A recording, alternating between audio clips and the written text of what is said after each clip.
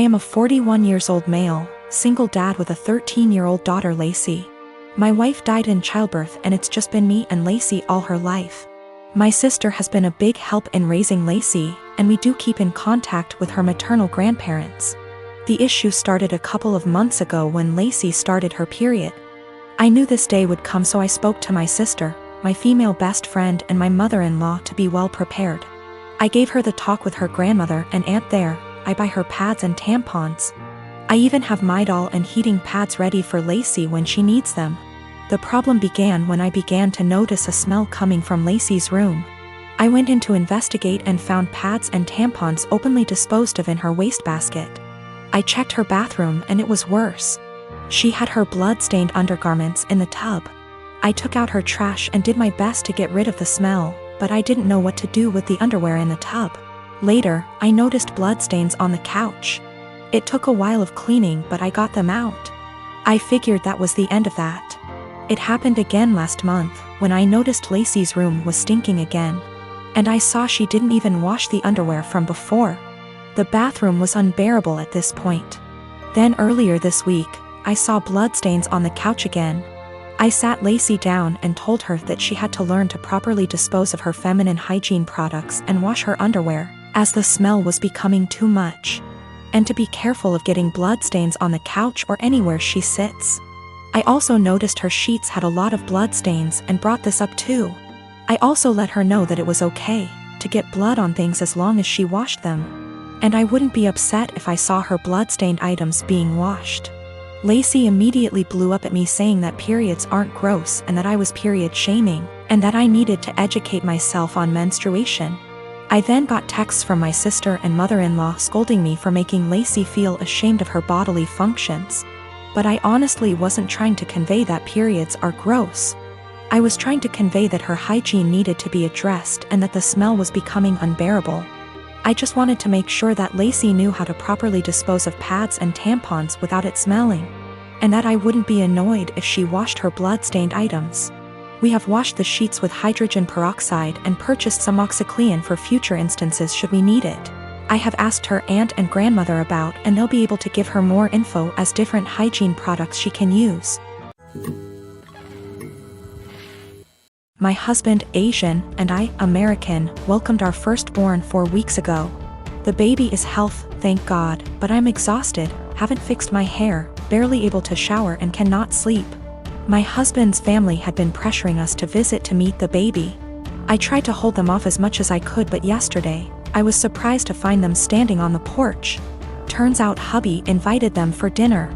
I was embarrassed and felt like I wasn't ready for visitors, judgmental ones at that, cause the house was a mess, y'all.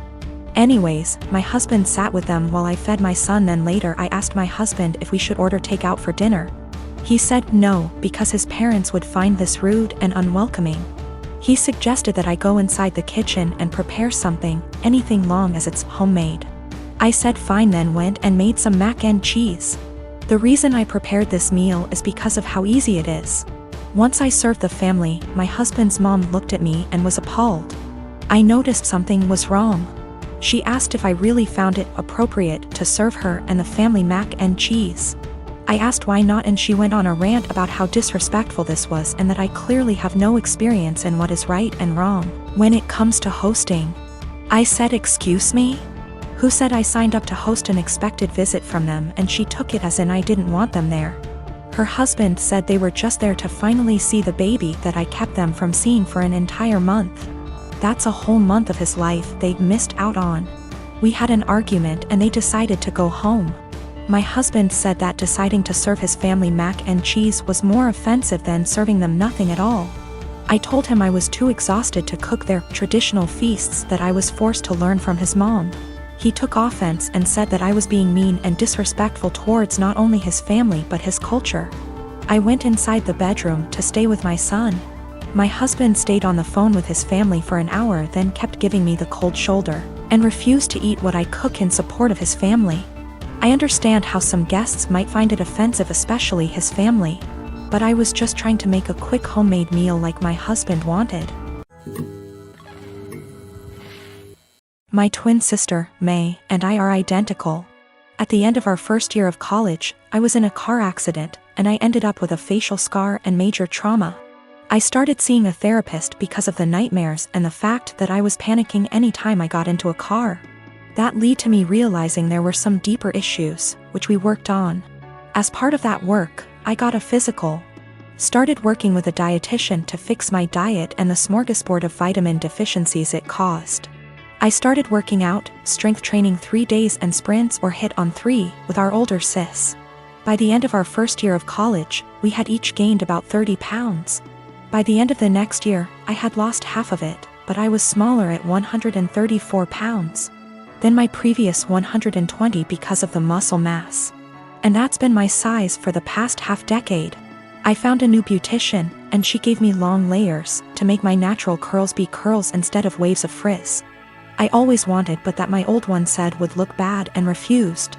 I stopped bleaching it and let it go its natural dark blonde / light brown. I stopped spray tanning. Again, that's been my look for the past 5 years. I live in a rural area, and the internet isn't great. Things like FaceTime just aren't options, and I can't post a lot of pics on social media / see of it. This is relevant because a big issue is that May didn't see me over the quarantine. We talked on the phone a couple times a week, but it mostly revolved around her wedding planning.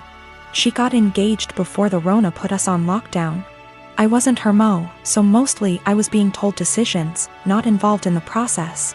When it came to the bridesmaids' dresses, May sent our sister, Sil, and me a link and told us to get it in our size.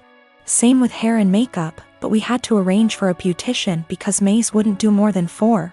And she wanted her friends at the appointment with her. Except she didn't do a bachelorette party with us, she did with her friends, or rehearsal dinner. So May didn't see any of us until the start of the wedding. She was livid. Apparently, she thought we would have stopped working out because of the Rona, even though we did it at home. Or that we would have stopped when she announced her engagement, so we didn't upstage her. She was mad because I didn't try to hide my scar and didn't tan, thought it would be implied. She made several snide remarks before throwing a drunk temper tantrum at the reception, basically accusing the 3 of us. But me ESP of trying to upstage her.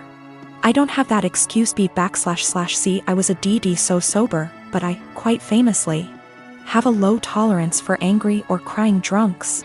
I told her, if you're so insecure, you should have got off your ass instead of expecting us to lay on ours to make yours look better. It only got worse. Our family is on my side be / see I didn't start it or do anything. But his family and her friends are giving me shit. I dated my ex-boyfriend for a few years and we broke it off a few months before COVID. We were both madly in love and I'm still not over him. My best friend knows this. A few months ago, she started getting distant from me and it's super unusual for me because she needs me for everything. Like just a few things that I helped her do, find colleges, apply to colleges, help donate money for her college fund, help her build her resume, find her therapy, find her a job, and countless other things. I even paid for a lot of stuff for her, like going on trips and such. She didn't really do much for me and was somewhat of an emotional support because we'd always talk about her. But then I really didn't mind and didn't care what I did for her. She was my BFF and you are best friends. They're sisters. Last month, she broke and told me that the reason that she's so distant is because she's quarantining with my ex and they're a thing. Whatever hopes I had of getting back to my ex are squashed because I don't think I can get over him hooking up with my best friend. I'm super heartbroken and I know that you don't own people, but that doesn't mean that you can't be upset about their betrayal. Yes, dating your best friend's ex that she still loves is a betrayal. She asked me if I was happy for her, because she finally got a good job and a nice boyfriend. That job she has is solely because of me because I asked an old acquaintance to return a favor by hiring my best friend. He wanted to hire someone else, but I begged him to hire her. I know how people are sometimes hurt but then they say, "But I'm truly happy for you." I honest to God don't think they mean it, and when I say I'm happy for someone, I want to mean it. I'm not happy for my friend. I just am not. I can't make myself be. I told her as such and told her to stop contacting me. She's now blowing up my emails and DMs because she's so hurt by what I said to her. My dad said that I should have just kept this to myself since I know my best friend is a sensitive person and is hurt. But what about me? Am I given a sensitivity pass because I've looked after my friend for so long? Do my feelings just stop matching at some point? She called me with the news and said that she didn't know how to tell me, didn't apologize. And then she followed it up with how she's finally doing well and doesn't have to rely on me for money since she has a nice job, and also a nice boyfriend. I told her I was not happy for her. I reminded her that I got her the job, she knew and was fine with it. And that I've done so much for her over the years, and she thanks me by backstabbing me and getting with my ex. She knew that it would hurt me, and if she'd done it when I was well over him or with my permission, I'd feel differently.